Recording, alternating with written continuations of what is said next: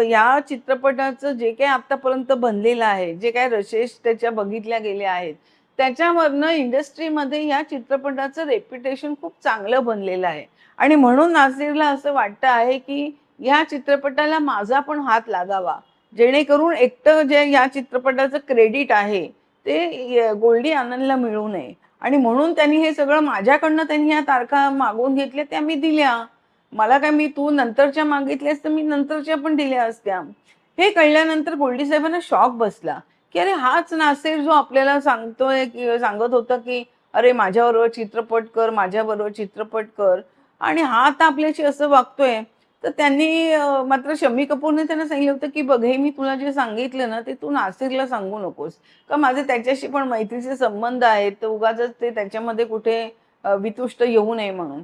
तर शम्मी कपूर यांनी जे म्हणजे त्यांच्याकडनं आपल्याला कळलंय हे याचं गोल्डीनी काही सांगितलं नाही.